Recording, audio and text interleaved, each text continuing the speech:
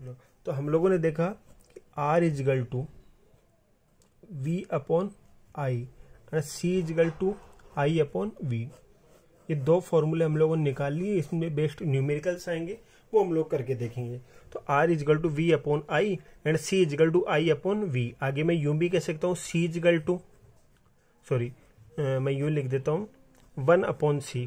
इसको मैं इधर ले आता हूँ C को, तो 1 अपॉन C में आ जाएगा। V ऊपर ले जाता हूँ, I नीचे ले आता हूँ, तो 1 upon C is equal to V upon I। ये भी लिख सकता हूँ मैं 1 upon C is equal to V upon I लिख सकता हूँ। 1 upon C is equal to V upon I। इसको C को मैं नीचे की तरफ ले आया, V को ऊपर लेके गया और I को नीचे ले आया, तो 1 upon C is equal to V upon I। अब देखो R is equal to V upon I, 1 upon C is equal to V upon I। Clear है? तो मैं यूं लिख सकता हूँ R is equal to 1 by C। क्या लिख सकता हूँ? R is equal to 1 by C। R आपका रेजिस्टेंस है और C आपका क्या है? कंडक्टेंस। तो मैं सिंपली ये भी कह सकता हूँ कि रेजिस्टेंस, क्या कह सकता हूँ? Resistance is inversely proportional to conductance.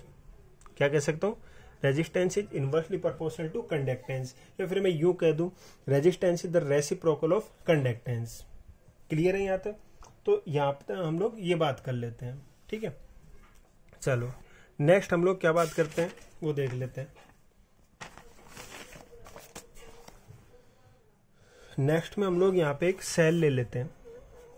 Resistance और कंडक्टेंस की हम लोग बात कर चुके हैं, अब हम लोग बात करेंगे रेजिस्टिविटी की और कंडक्टिविटी की। ये हम लोगों ने एक सेल लिया है,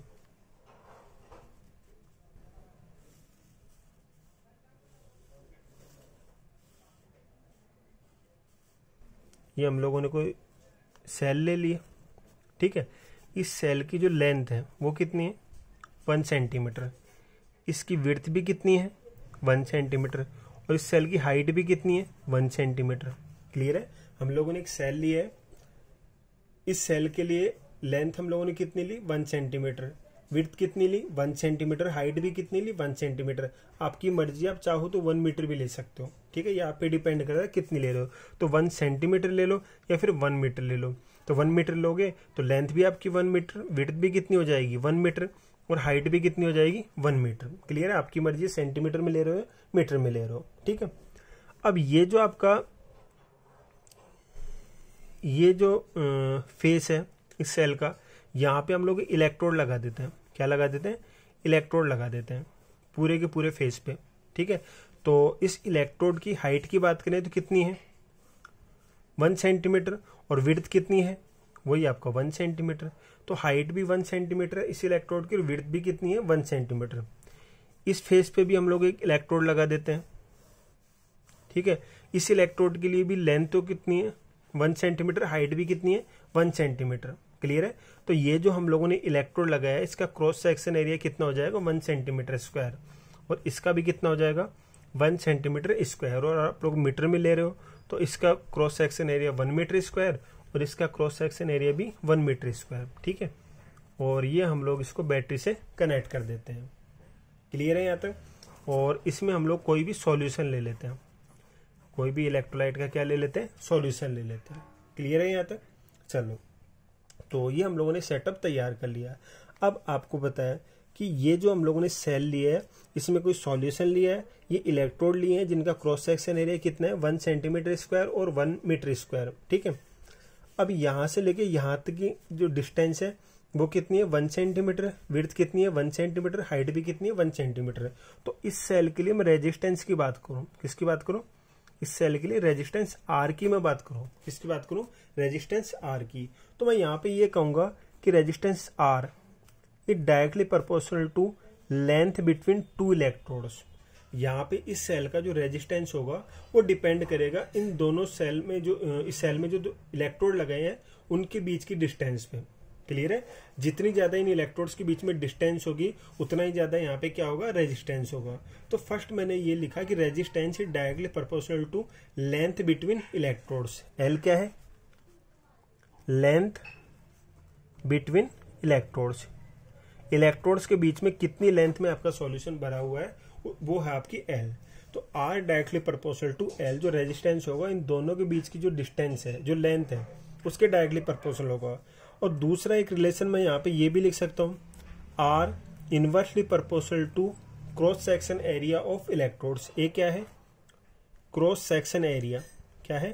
cross section area of electrodes. ये क्या है? Cross section area of electrodes. ठीक है, तो R directly proportional to L, ये जो लेंथ है उसके तो डायरेक्टली प्रोपोर्शनल होगा रेजिस्टेंस, और इन इलेक्ट्रोड्स का जो क्रॉस सेक्शन एरिया है वो हम लोगों ने कितना लिया, 1 सेंटीमीटर स्क्वायर या फिर 1 मीटर स्क्वायर, तो इसके क्या होगा, इनवर्सली प्रोपोर्शनल होगा। क्लियर है? तो हम लोगों ने रेजिस्टेंस के लिए दो रिलेशन निकाल लिए हैं कि जो रेजिस्टेंस होगा वो डायरेक्टली प्रोपोर्शनल होता है लेंथ की, इलेक्ट्रोड्स के बीच की जो भी लेंथ है उसके तो क्या होगा, डायरेक्टली प्रोपोर्शनल होगा, और इनवर्सली प्रोपोर्शनल होगा cross section area of electrodes के। इनवर्सली प्रोपोर्शनल किसके होगा? Cross section area of electrodes. तो R directly proportional to L by A, R directly proportional to L by A, ये हम लोग यहाँ पे लिख देंगे। क्लियर है? R directly proportional to L by A. अब वही प्रोपोर्शनलिटी साइन को हम लोग यहाँ पे हटाते हैं। क्या करेंगे? प्रोपोर्शनलिटी साइन को हटाएंगे, तो R is equal to, proportionality sign को हटाऊंगा तो प्रोपोर्शनलिटी कांस्टेंट में यहाँ पे लिखूंगा रो। ये जो पी टाइप का साइन आपको दिखाई दे रहा है इसे हम लोग बोलते हैं रो। क्या बोलते हैं? रो, आर एच ओ। क्लियर है? इसका नाम क्या होगा? रो, आर एच ओ हम लोग बोलते हैं। तो R is equal to rho L by A. ये आर आप आर प्रोपोर्शनलिटी साइन आप लोगों ने क्या लगाया? रो लगाया, तो R is equal to rho L by A. Clear है? अब आप लोग रो इजकल टू क्या लिख सकते हो? आर तो है ही ऑलरेडी इधर, ए ऊपर की तरफ चला जाएगा और एल नीचे की तरफ आ जाएगा, तो rho is equal to R A by L, ये फॉर्मूला आपका बन जाएगा। Rho is equal to R A by L. Rho यहाँ पे क्या था? प्रोपोर्शनलिटी कांस्टेंट, जिसे हम लोग यहाँ पे बोलते हैं रेजिस्टिविटी। क्या बोलते हैं? Resistivity.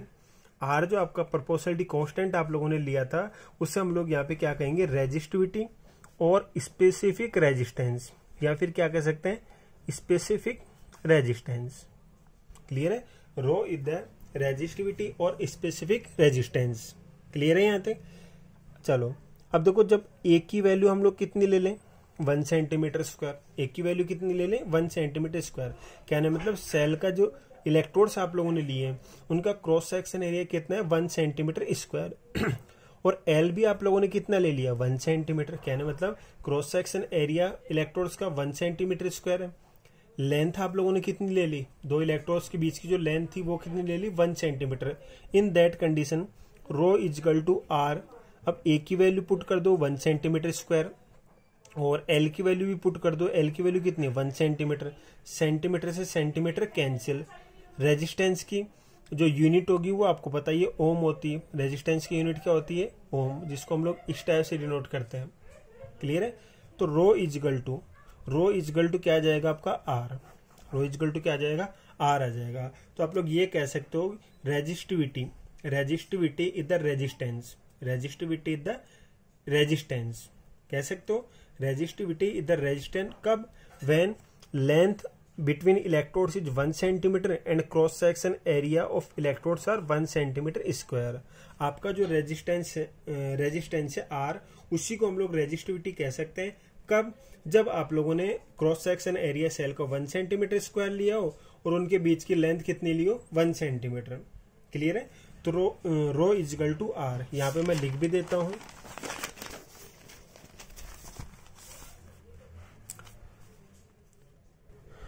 resistivity is the resistance of cell when length between electrodes is 1 centimeter and cross section area of electrodes is also 1 centimetre square. Clear है? तो जब आपका क्रॉस सेक्शन एरिया भी 1 सेंटीमीटर स्क्वायर हो, लेंथ भी 1 सेंटीमीटर हो, तो उस कंडीशन में resistivity is the resistance of the cell. या फिर मैं ये कह सकता हूं, इसके अलावा ये भी लिख सकता हूं, resistivity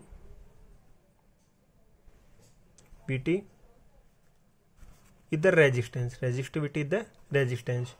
of a cell have 1 centimetre cube of volume. Clear है? जब cross section area 1 centimetre square है, लेंथ आपकी 1 सेंटीमीटर है, इन दैट कंडीशन हम लोग ये भी कह सकते हैं कि resistivity is the resistance of cell when volume of the cell is the 1 centimetre square. समझ में आ रहा है? जब आपने वॉल्यूम 1 सेंटीमीटर स्क्वायर लिया है तो उस कंडीशन में रेजिस्टिविटी ही क्या हो जाएगी, रेजिस्टेंस हो जाएगी। तो आप दोनों में से कोई भी डेफिनेशन यहाँ पे लिख सकते हो। क्लियर है यहाँ तक? चलो अब हम लोग नेक्स्ट पार्ट की बात कर लेते हैं यहाँ पे कंडक्टिविटी की।